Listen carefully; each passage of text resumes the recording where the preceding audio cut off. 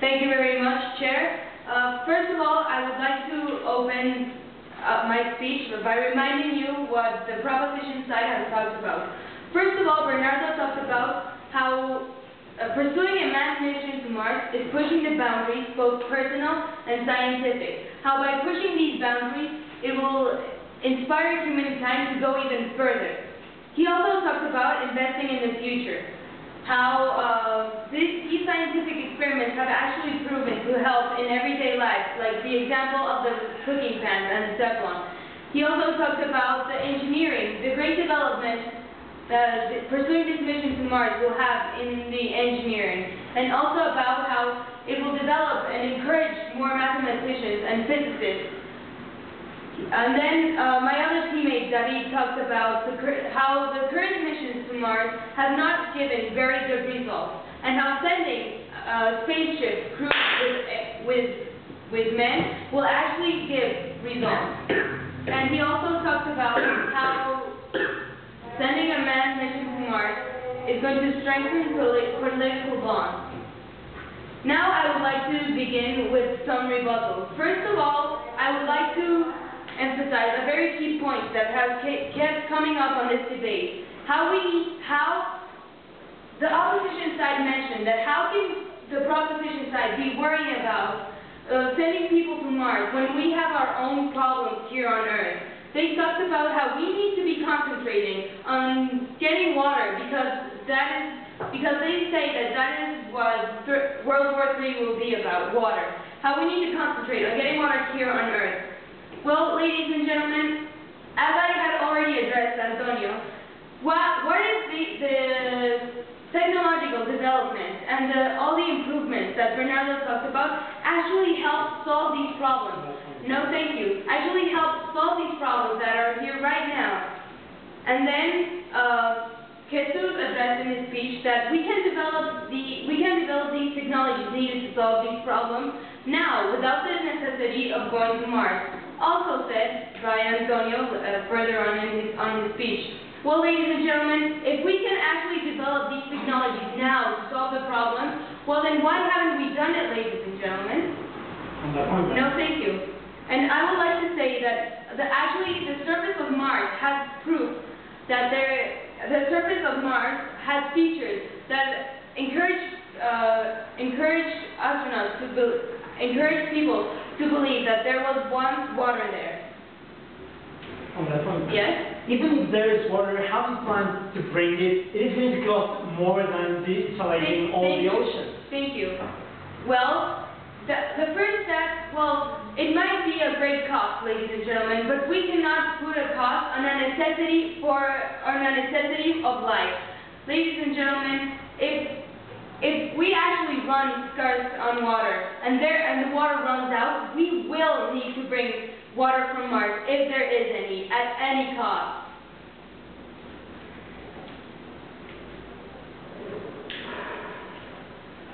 And then, in his speech, Jesus mentioned that do we really need to go to Mars? What is the necessity of actually going to Mars?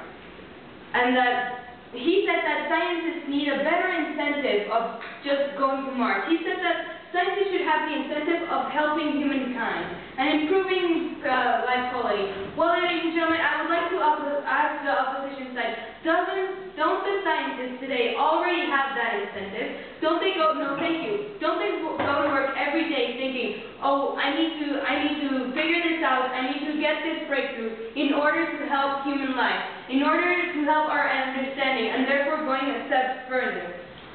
He also talked about how the economic cost of going to Mars is way too much, ladies and gentlemen. Well, the proposition side would like to state that knowledge has no price. That knowledge has no price, and also the engineering and technology benefits brought by this manned mission to Mars will be even greater. The proposition believes that the benefits outweigh the cost in these cases. On that point. No, thank you. The opposition side also talked about how the stupid robots that went into the planet of rock haven't done anything, haven't gotten any real results, any tangible results. that are actually of any use. Well, ladies and gentlemen, that is precisely why the proposition side wants to send men to Mars, ladies and gentlemen. If there actually is life on Mars, it is probably hidden deep beneath the surface, ladies and gentlemen. And these robots can only dig a couple of centimeters below the surface. That is why we need to get men up there and dig, ladies and gentlemen, to find if there actually is life, which has been one of the questions that has been troubling mankind for centuries. Then we heard from Antonio that the China-USA competition is actually terrible. Ladies and gentlemen, the proposition believes that this competition is actually healthy because with this competition brings new technologies to the table, new techniques that can be shared later on.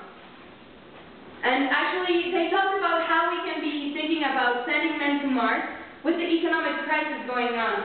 Well, CBS just had a poll this past June, and the results were that 51% of the people asked said that we should go to Mars, even with the economic crisis going on now. Yes? But that is why Mars is just an aesthetic thing. It's just an ambition man can have. It's not a priority. Thank you.